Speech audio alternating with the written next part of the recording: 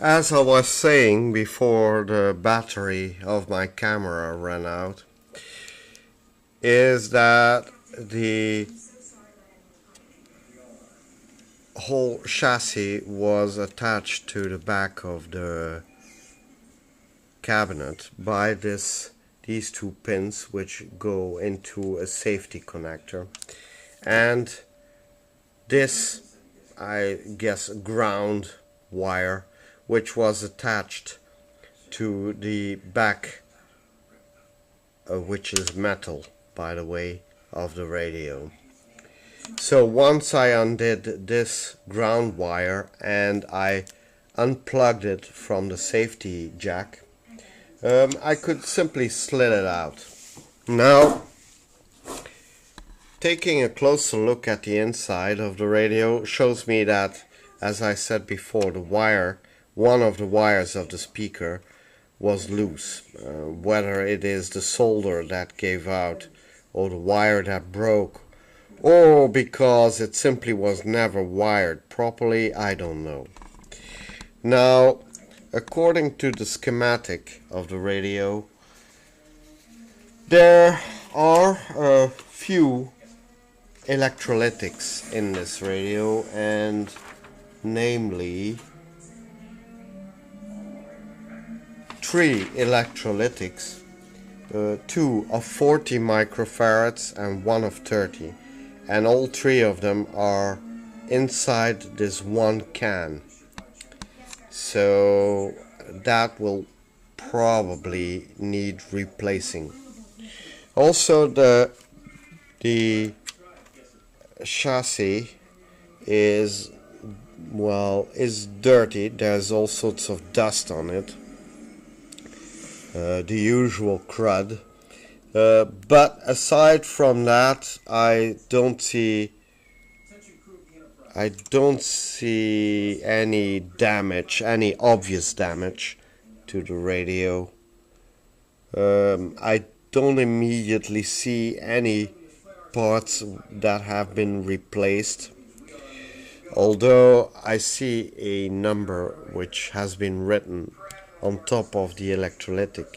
So I suspect the electrolytic at one time or other must have been, well, serviced, replaced, I suppose. Also, one of the wires that go to the coil, the antenna coil, has been twisted together and soldered up.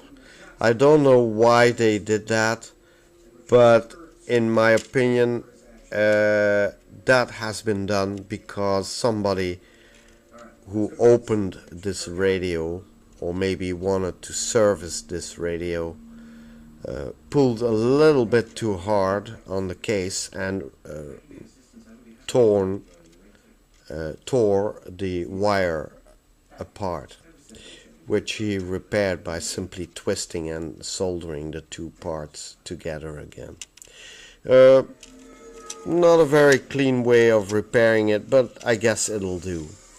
The antenna coil, as you can see, is mounted on top of the speaker and is held into the casing by a sort of a cardboard sleeve which has been stapled together and then clamped above the speaker.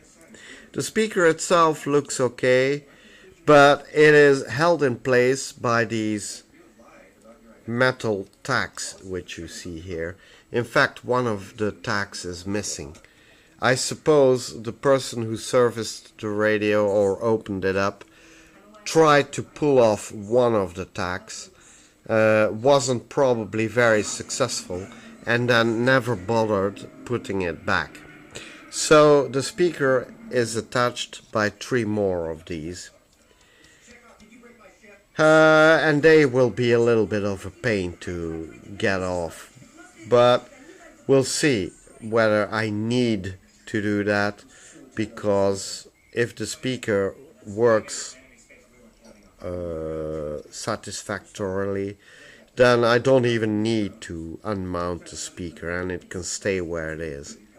Maybe in time I'll find one of these and put it here where it's missing. Alright, so now when I look at the underside of this rather primitive PCB,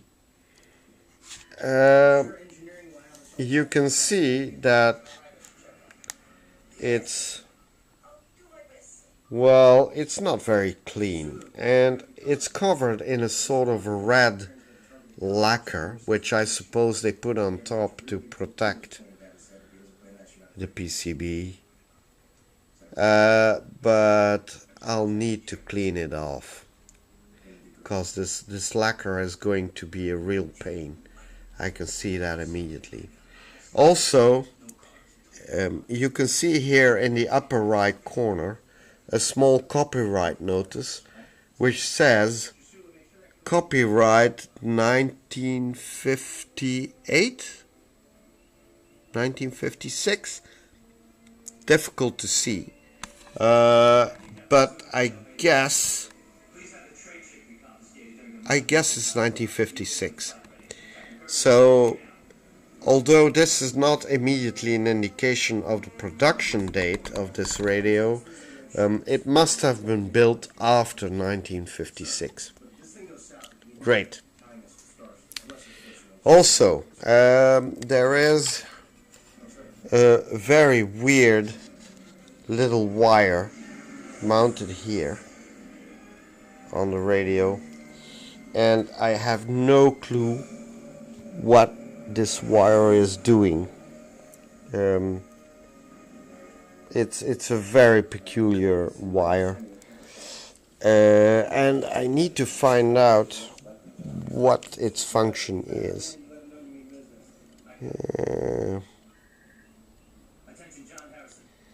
Well, at first glance it doesn't have any function at all, and I think it was part of the PCB board and it was mounted like this, and then at one stage or other it must have started to peel off. So probably I will end up cutting it away because it's way too dangerous to leave it floating like this. It might create a short circuit. All the other parts are, I would tend to say, rather conventional. There are a few ceramic capacitors, as you can see, a small IF coil, which is here, then a few IF cans, which are here, and of course the sockets for the tubes, which you can see. There are 5 of them, and then the rest are simply carbon type resistors with 1 watt resistor here, and then all the others, I think, half a watt. There aren't too many parts on this board, so I think refurbishing and rewiring this, or rather repairing this chassis, will take, in comparison to the other chassis with which I'm busy right now, the Westinghouse and the Eveready, this one is really rather simple. So I think I'm going to try to repair it in maybe 1 or 2 installments. The on-off switch, or rather the volume button, it feels rough. I think it's not working very well, and the on-off switch doesn't work in either direction. So I tried to switch it on and off, but it doesn't react, it doesn't click. So that might be broken. So I might have to have a look at the internals of the switch. So there you go. So Excuse me. I'm a little bit ill still. So, unfortunately, once in a while you will have to bear with my coughing. So, before I really start to dig into this radio in this and start repairing or rather changing the parts on the chassis, I'm going to clean it all up a little bit so that I have a better view of all the parts, and I'm going to test all the tubes of the radio. Oh, the tip of the day is this. In case you are wondering where I keep all the parts of all the radios that I repair or all the devices I repair, I use these. I use plastic zip bags which they use to put food into the freezer.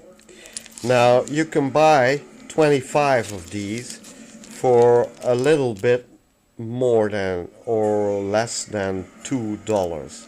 So they are not very expensive and they are quite practical. One bag like this can hold about a liter of stuff, you know, and you can write on it with an alcohol pen. So as you can see, all the parts which I unmount or dismount from a radio, I put into a bag like this. If there are many parts, then I will use 2 or 3 of these bags to keep all the parts separated.